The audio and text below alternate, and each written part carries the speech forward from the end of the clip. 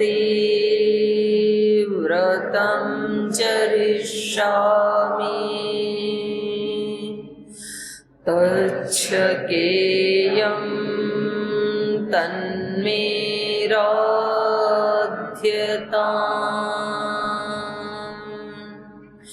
इदमहमनृतात् सत्यमुपैमि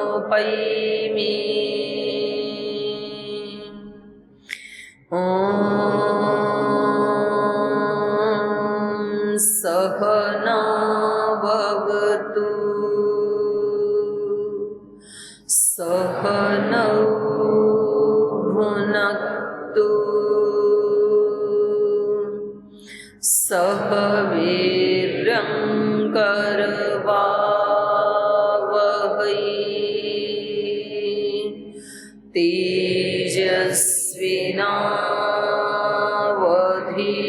तेजस्विनावधीतमस्तु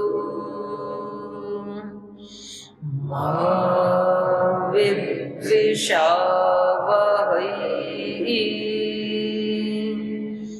ॐ शान्ति शान्ति शान्तिः।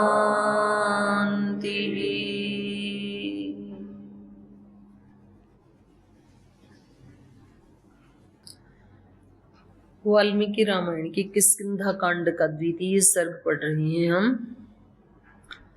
श्री राम और लक्ष्मण को देख करके सुग्रीव जो कि अपने मंत्रियों के साथ ऋष्यमुख पर्वत पर बैठे थे, तो इनको देख करके वो आशंकित होते हैं। तो हम ऐसे देखते हैं और ये सत्य भी है, जैसी व्यक्ति की मनस्थिति होती है वैसी उसको परिस्थितियां भी भासित होती हैं। जैसी दृष्टि वैसी सृष्टि, जैसी जिसकी दृष्टि होती है उसको वैसा ही दिखाई देता है। तो क्योंकि बाली के भय से आतंकित होकर के बाली ने निकाल रखा है सुग्रीव को, तो सुग्रीव बेचारा प्रताड़ित है बाली से, तो उसको जहाँ कहीं भी कुछ दिखाई देता है तो उसको लगता है ये कहीं बाली ने तो नहीं भेजा इनको। क्योंकि बार बार जब व्यक्ति को किसी चीज से कष्ट मिलता है तो ऐसे बोलते हैं ना, दूध का जला हुआ छाछ को भी फूंक मार मार के पीता है कि कहीं सफेद है ये भी कभी दूध ना हो, जला दे मेरे मुंह को। तो ऐसे बाली को क्योंकि कई बार यातनाएं मिल चुकी बाली के लोगों से सुग्रीव को, तो इन दोनों को देख के भी उनको लगता है कि ये छद्मवेश में जरूर कोई बाली के भेजे हुए आतंकवादी हैं, ये हमें मारना चाहते हैं। तो वो हनुमान जी को भेजते हैं, क्योंकि हनुमान जी बहुत वीर हैं, बलवान हैं और सिद्धि संपन्न हैं। क्योंकि हनुमान जी को तो पैदा होते ही बाली ने सताना शुरू कर दिया था, क्योंकि किसी ने उनको बता दिया था कि ये जो बालक है ये बड़ा अद्भुत है। इनके हनुमान जी के जो पिता हैं केसरी, तो वो इनके सेनापति थे बाली के पिता के। बाली के जो पिता थे ऋक्षराज, तो वो राजा थे वहां के, और इनके जो पिता हैं केसरी वो उनके सेनापति थे। और सेनापति के घर में जब बच्चा पैदा हुआ तो किसी ने बता दिया कि ये बच्चा सब रिद्धि सिद्धियों से संपन्न होने वाला है। और बाली क्योंकि इंद्र पुत्र थे तो उनको ये अहंकार था कि भाई मेरे से बड़ा रिद्धि सिद्धि वाला योगी बलवान गुणवान कोई नहीं होना चाहिए। ये बहुत भारी समस्या है। उस समय से लेके रामायण से लेके महाभारत से लेकर के आज तक जिसके पास थोड़ा सा कुछ होता है तो फिर उसको लगता है कि मेरे बराबर कोई दूसरा नहीं होना चाहिए। जिसके पास धन है तो वो नहीं चाहता है कि मेरे बराबर कोई धनवान हो, किसी की गिनती आई। जिसके पास रूप है तो वो नहीं चाहता कि कोई रूपवान हो उसके बराबर। जिसके पास विद्या है वो नहीं चाहता कि मेरे बराबर कोई विद्वान हो। इसलिए विद्वानों में बहुत अंदर अंदर से बड़ा कंपटीशन होता है। मैंने कभी किसी विद्वान को किसी दूसरे विद्वान की प्रशंसा करते हुए नहीं सुना, आक्षेप करते हुए तो सुना, एक दूसरे के दोष ढूंढते हुए। तो ये एक नकारात्मक दोष है। तो बाली को भी यही था कि भाई हनुमान जी मेरे से आगे नहीं निकलने चाहिए। तो वो उनको बचपन से ही बहुत सताते थे, बेचारी को कई कई बार यातनाएं दी, मतलब उनको मारने की कोशिश की। जब उन्होंने अणिमा सिद्धि को सिद्ध किया, अणु जैसे हो गए जैसे, तो उन्होंने पकड़ के उसको अणु को, वो तो दिख नहीं सकता अणु, तो मैग्नीफाइंग ग्लास लेके उसको ढूंढा पहले तो कि है कहाँ हनुमान जी। हाँ सच्ची बात। और जब वो दिख गए तो उनको पकड़ के एक संदूक में बंद कर दिया और बोले अब इस संदूक को दरिया में बहा दो ताकि इसका नामो निशान ही मिट जाए। अब वो क्योंकि बजरंगबली हैं, वो अंदर से ही उसको संदूक को मुक्का मार मार के निकल गए। तो ऐसे बहुत बार उनको यातनाएं दी। तो यहाँ सुग्रीव जी, इनको पता है हनुमान जी के बल का, पराक्रम का, तो वो हनुमान जी को भेजते हैं कि जाओ आप पता लगाओ ये हैं कौन, कोई बाली के भेजे हुए लोग हैं या कोई अन्य तो कोई यहाँ आएगा ही कैसे, क्योंकि वो साम्राज्य उन्हीं का ही है और ये दंडकारण्य है। तो जंगल में कोई दूसरा व्यक्ति और फिर जो ऐसे तपस्वी मुनि हैं उनका इनको परिचय है ही, अपने राज्य के जितने भी थे, तो ये कोई नए व्यक्ति दिखाई दे रहे हैं, तो इसलिए इनको डाउट होता है। अच्छा, डेल डोल इनका भी अच्छा खासा है, श्री राम भी दीर्घ बाहु हैं, इनका सीना चौड़ा है, इनके पास फिर अस्त्र शस्त्र हैं, तलवार धनुष हैं इतने दिव्य, तो भी इनको देख करके आशंका होना तो स्वाभाविक है। तो ये प्रसंग यहाँ पर चल रहा है रामायण में। तो आगे बढ़ने से पहले आपका कोई प्रश्न है तो पूछ सकते हैं। ओम प्रणाम पूज्य माता जी। जी भाई। माता जी, हम कैसे जान सकते हैं कि हमारा ज्ञान यथार्थ है?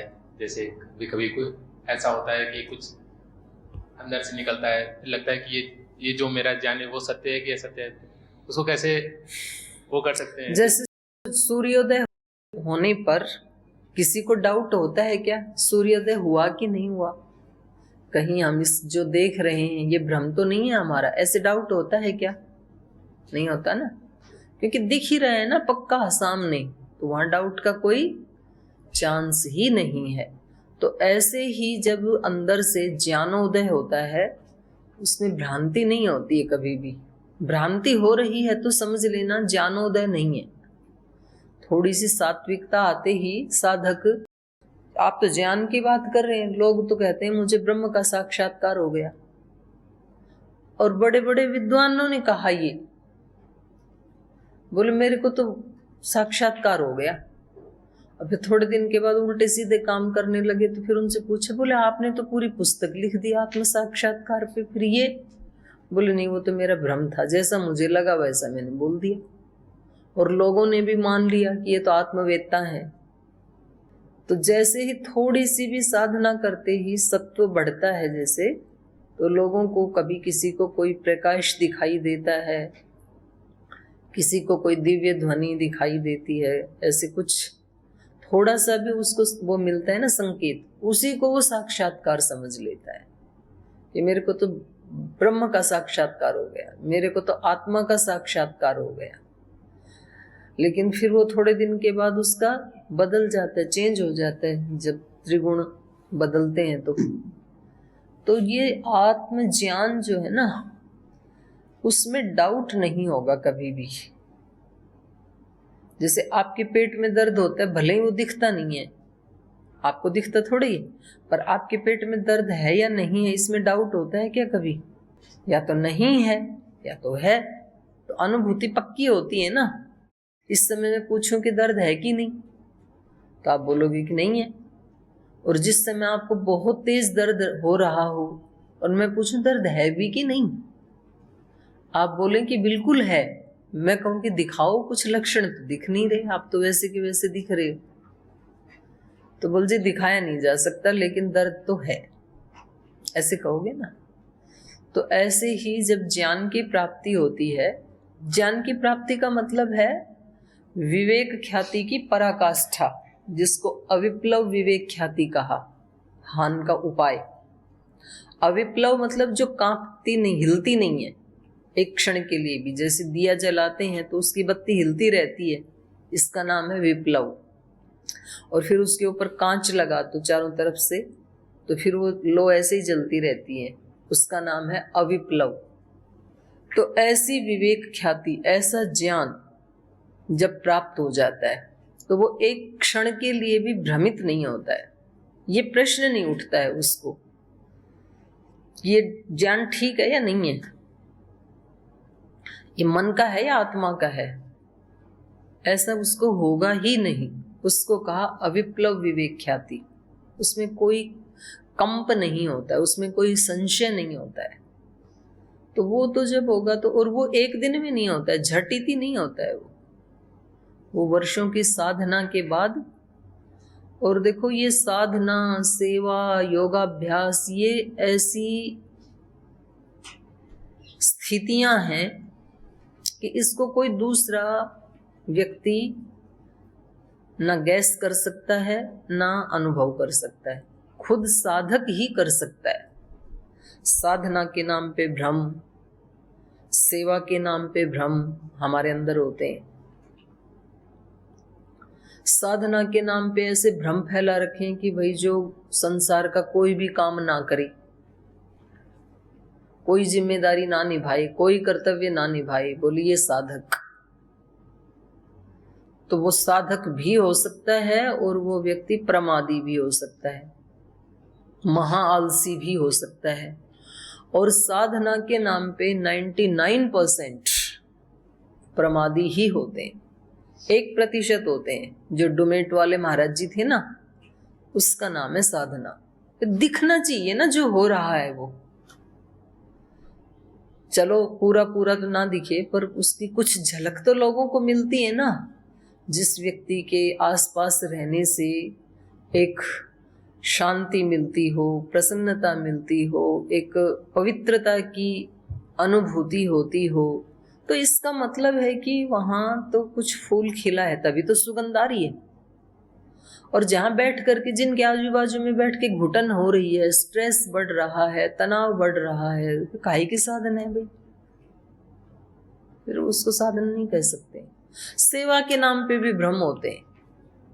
व्यक्ति को लगता है कि भाई हमने तो पढ़ाने की भी सेवा ले रखी है, विश्वविद्यालय की भी सेवा ले रखी है, संगठन की भी सेवा ले रखी है, अतिथियों की भी सेवा ले रखी है, पर उस सेवा को उन कर्मों को करते हुए, सेवा नहीं कहेंगे उसको, उन सब कर्मों को करते हुए हमारे चित्त की स्थिति क्या रहती है? यदि तो चित्त में यह आता है कि मतलब मैं ना रहूं तो पता नहीं धरती पलट जाए, कैसे चले ये काम, तो समझ लो ये अहंकार है, ये सेवा नहीं है। यदि उनको करते समय ये भाव आता है कि मैं ही क्यों पिसूं, बाकी तो सारे आराम से बैठे, तो समझ लेना ये सेवा नहीं है। क्योंकि सेवा का फल तो होता है व्यक्ति को अत्यंत आनंद आए उसमें, और वो अपने आप को अनुग्रहित महसूस करे कि कृपा है भगवान की और कृपा है गुरु की, जो उन्होंने हमें इतनी सेवाएं दी, तो उसको सेवा कहा जाएगा। मतलब बहुत सारे कर्म करने का नाम सेवा नहीं है, ऐसा हम मान लेते हैं कि हम तो कितनी सेवा करते हैं, ऐसा हमने बहुत देखा संगठन में। और फिर जिस दिन उसको पद से हटाएं तो फिर बहुत जोर से झगड़ा कर देते हैं। तो ये तो सेवा का फल नहीं हो सकता है। सेवा तो व्यक्ति को, सेवा तो हनुमान जी की मानी जाएगी, जो इतने गुणवान, विद्वान, धनवान, विवेकवान, पराक्रमी, बलवान होते हुए भी हमेशा श्री राम के सामने सर झुका के खड़े रहते हैं। उन्होंने कभी मोक्ष नहीं मांगा अपने लिए। जब श्री राम प्रयाण करने लगे इस संसार से, तो उन्होंने कहा भी आपने तो बड़ी सेवा की है, तो मांगो कुछ। तो सामान्य रूप से तो व्यक्ति या तो मोक्ष मांगता है, अंतिम चीज वही है, या तो कह देते जी मुझे भी अपने साथ ही ले चलो। तो बोले नहीं, मैं तो आपकी सेवा करना चाहता हूं, आप जो भी सेवा दें अंतिम समय भी। आप तो जा रहे हैं, पर आप मेरे लिए जो सेवा नियुक्त करेंगे। तो बोले आपके लिए सेवा ये है कि जब तक सृष्टि रहे आप इस सृष्टि में ही रहो, इसको छोड़ के मत जाओ। और जो जो आपको सच्चे हृदय से स्मरण करे उनकी सहायता करो साधना में। तो इसलिए आज भी हनुमान जी महाराज को लाइव देवता माना जाता है। तो भाई ये चीजें ऐसी हैं साधना की, चाहे वो ज्ञान की प्राप्ति है, विवेक की प्राप्ति है, सेवा की प्राप्ति है, साधना की प्राप्ति है, उसमें डाउट नहीं होता है करने वाले व्यक्ति को, और वो निरंतर वृद्धि को प्राप्त होती है, एक दिन में नहीं होता है। इसीलिए भगवान शिव के मस्तक पे द्वितीया का चंद्रमा लगाया है। भगवान शिव तो एक योगी के प्रतीक है ना, तो पूर्णिमा का चंद्रमा क्यों नहीं लगाया? पूर्णिमा का चंद्रमा तो और सुंदर होता है, पूर्ण होता है, तो द्वितीया का क्यों लगाया? योगी का जो ज्ञान है वो निरंतर वृद्धि को प्राप्त होता है, विवेक, क्योंकि ज्ञान का कोई अंत तो है नहीं, इसी पे हमने पूरा पूरा पा लिया, ऐसा तो नहीं है। ईश्वर अनंत है तो ईश्वर का ज्ञान भी अनंत है। जिसने जितना भी क्यों ना पा लिया हो तो भी उसको पाने के लिए अभी अनंत शेष बच जाता है। तो प्रतीक है कि भाई योगी का ज्ञान कैसा होता है, निरंतर वृद्धि को प्राप्त होने वाला होता है। और गंगा किसका प्रतीक है? शीतलता और पवित्रता का। जो साधक है, जो योगी है, उसका मस्तिष्क शीतल भी होता है और पवित्र भी होता है, दो का प्रतीक है। तो वो सारा वर्णन है किसी उसका योगी का, वो जो चित्र बनाया ना किसी ने, तो जिस योगी ने वो फील किया तो उसने पुस्तक न लिख करके एक चित्र बना दिया। शिव एक जो शक्ति है, आदि योगी, जो इस सृष्टि का संहार करने वाला और कल्याण करने वाला, वो तो सूक्ष्म है, उसकी तो कोई आकृति नहीं है, और वो चाहे तो कोई भी आकृति ग्रहण कर सकता है। पर जो हमारे सामने जो प्रसिद्ध है वो शिव की आकृति किसी आत्मवेता और ब्रह्मवेता योगी के द्वारा ड्रॉ की हुई है।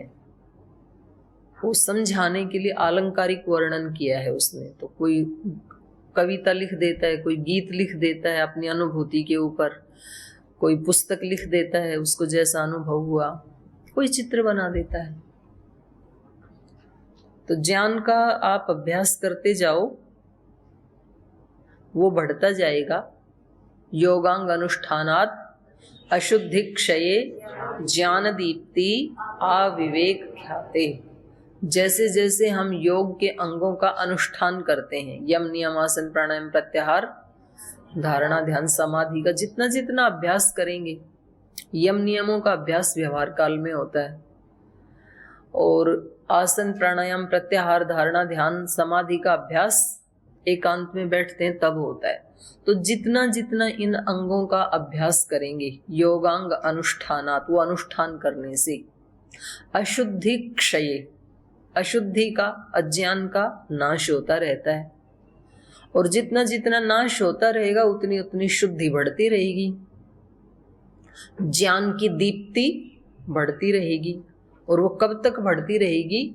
अविवेक ख्याति, विवेक ख्याति जब तक ना हो जाए, पूर्ण ज्ञान जब तक ना हो जाए।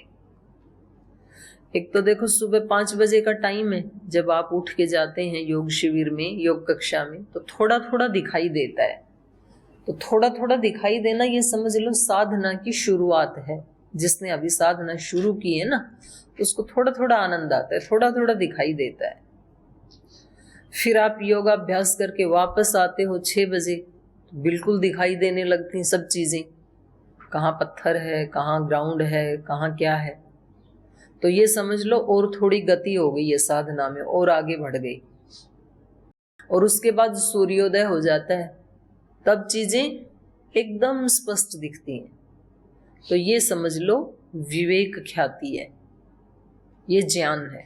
तो ज्ञान होने पर तो चीजें एकदम साफ साफ दिखाई देंगी, व्यक्ति में कोई विकार आने की संभावना ही नहीं होती है। फिर अभी तो हमारे अंदर जैसे ही हम किसी ऐसे आलंबन के सामने होते हैं, भाई अभी तो आलंबन क्या है, हमारे पास रामायण की पुस्तक रखी है, तो अभी तो कोई विकार आने का मतलब ही नहीं है, क्योंकि आलंबन कितना पवित्र है। पर मानो कोई ऐसी परिस्थिति हमारे सामने आ गई, कोई बहुत दुष्ट व्यक्ति आ गया, कोई बहुत ही दुष्ट सिचुएशन आ गई, तो तब हम क्या हो जाते हैं? तदाकार हो जाते हैं हम। तो हमारे अंदर कभी तो क्रोध आता है, या तो कोई बहुत अच्छी चीज देखें तो कामना आती है, काम क्रोध लोभ आता है, मोह आता है। किसी अपने अत्यंत आत्मीय जन को मिलते हैं और उसने कोई उपलब्धि प्राप्त कर ली हो तो फिर हमें मोह उत्पन्न होता है। तो ये सब विकार उत्पन्न होते हैं।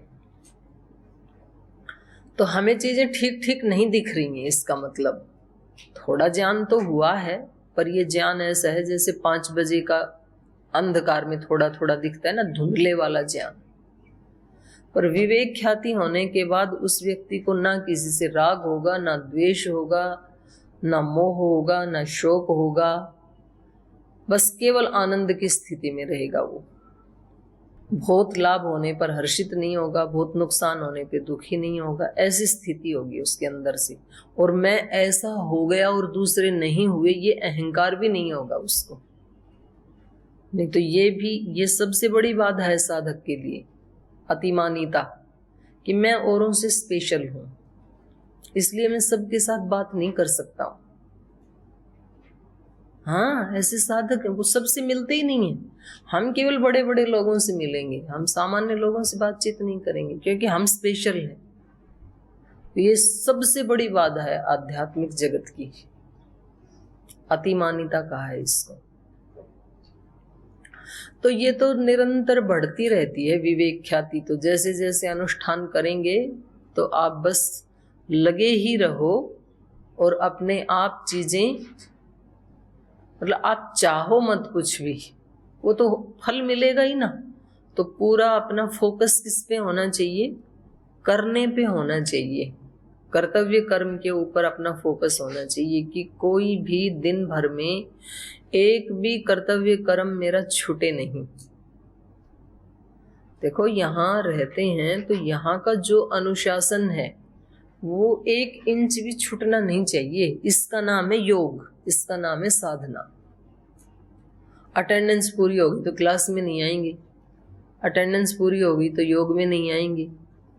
योग यज्ञ रामायण हमने अटेंडेंस लगाने के लिए नहीं बनाई है, आपका जीवन बनाने के लिए लगाई है। तो क्या जीवन का निर्माण पूरा हो गया? अब कोई आवश्यकता नहीं है जीवन में कुछ भी सीखने की। इसका नाम है अज्ञान। बड़े गुरुजन हमें कुछ सिखाना चाहते हैं, हम सीखना ही नहीं चाहते। तो इससे फिर यही पाप है, यही दुख का कारण है। हम अपना दुख देने वाला भाग्य अपने हाथों से लिख रहे हैं। और जो जहां का अनुशासन है उसको 100% फॉलो करना, इसका नाम है पुण्य, गुरु आज्ञा में रहना। ये अपने ही हाथों से अपना सुखदायी भाग्य लिखना है। हम अपना भाग्य खुद लिखते हैं, इसका परिणाम होगा अत्यंत सुखदायी। तो भाई फल तो देखो इस जन्म में ना भी मिले मान लो, तो आगे के जन्मों में मिल जाएगा। वो तो आप ऐसे समझ लो कि आपके बैंक के अकाउंट में डिपॉजिट हो गया, आप जब भी चाहो निकाल लेना, आपका है वो।